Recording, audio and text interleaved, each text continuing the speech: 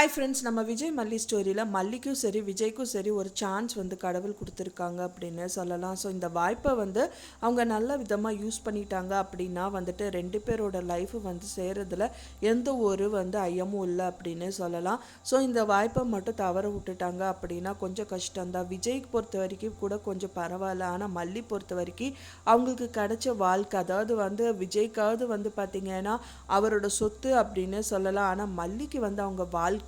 So இதை தவற விடும்போது கண்டிப்பாக திரும்பவும் கிடைக்கிறதுங்கிறது ரொம்பவே கஷ்டம். ஏன்னா இதுலேருந்து கண்டிப்பாக இந்த சுடரசி கூடி விரைவில் இப்போ வரைக்குமே காசுன்னு முதல்ல இருந்த மாதிரியே இருந்திருந்தால் பரவாயில்ல.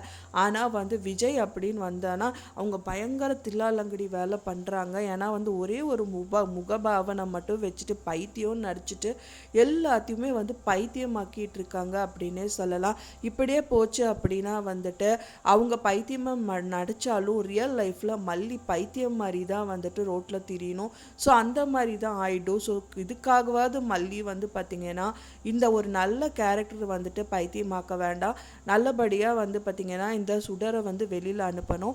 ஸோ அதுக்கான வாய்ப்பை அவங்க கண்டிப்பாக என்னவோ எந்த சூழ்நிலை வந்தாலும் சரி, இந்த சுடரே அவர் பற்றி ஏதோ தப்பாக சொன்னாலும் சரி, அவங்க அண்ணாக்கு பிரச்சனை வந்தாலும் சரி, அவங்களோட லைஃபுக்காக தானே அவங்க அண்ணா நின்றுட்டு இருந்தார்.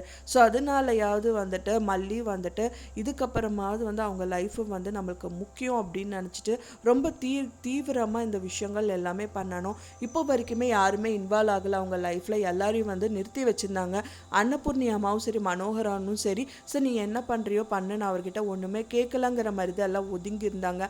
ஆனால் அவங்க அண்ணா அங்கேருந்து ஓடி ஹார்ட் பேஷண்ட் கூட இல்லாமல் அவங்களை பிடிச்சி திட்டி அதுக்கப்புறம் ரொம்ப முடியாமல் படுத்து இமீடியட்டாக ஆப்ரேஷன் பண்ணணுங்கிற மாதிரி கொண்டு போயிட்டாங்க. ஸோ அதனாலேயாவது எங்கள் வாழ்க்கை கண்டிப்பாக போய் நிற்கணும், இந்த சுடரை வெளியில் அனுப்பணும்.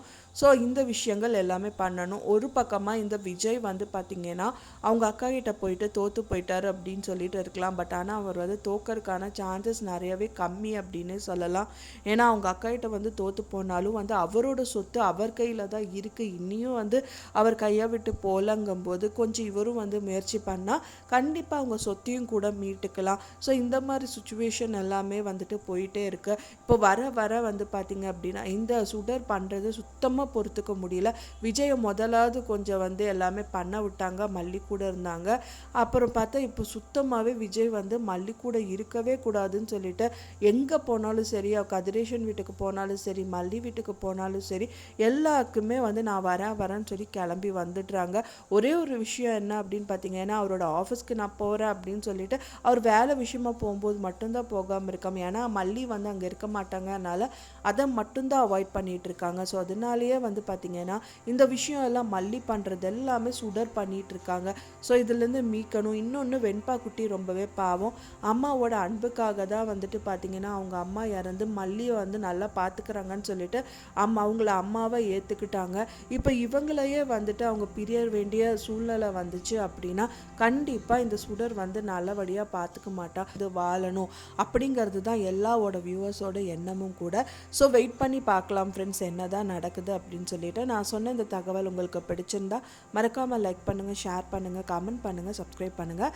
மேலும் இன்னொரு மல்லி சீரியல் அப்டேட்டோட நெக்ஸ்ட் மீட் பண்ணுறேன். தேங்க்ஸ் ஃபார் வாட்சிங் மை டியர் ஃப்ரெண்ட்ஸ். நெக்ஸ்ட் வீடியோவில் பார்க்கலாம்.